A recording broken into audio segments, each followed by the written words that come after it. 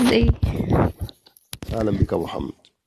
نعم، حياك الله أستاذ، أهلا بيك ومرحبا، حياك الله مرحبا وبياك. بك، الله يكرمك. ال- الله يحفظك ويرعاك أستاذ. ممكن نقاش في فد مسألة أستاذ؟ هنا في صحيح البخاري يقول أن مزمار الشيطان ببيت النبي، وجاريتان يغنن بغناء بعاث ببيت النبي، وأبو بكر ينتهر عائشة ويقول لها مزمار الشيطان ببيت النبي، والنبي يحط خده على خد زوجته. هذا كله بالبخاري أستاذ، هل يصح يعني هذا الطعن بالنبي؟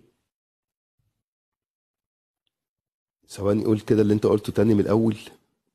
أستاذ، في مزمرش. في مزمار الشيطان ببيت النبي، والنبي يحط خده على خد زوجته، وجاريتان يدقن ويرقصن ببيت النبي، هذا كله ينقله البخاري.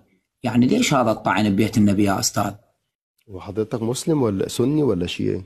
لا، شيعي أستاذ. وهنا قرأت الحديث الجزء الأول الصفحة 323 رقم طب الحديث توكل على الله، 907. خلاص خلاص انا مش عايز اسمع منك كلام.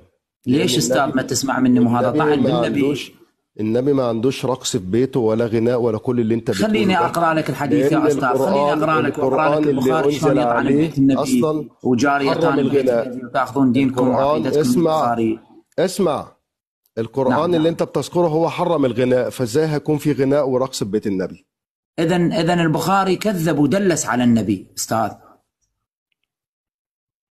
إذن على هذا كلامك البخاري دلس وكذب على بيت النبي.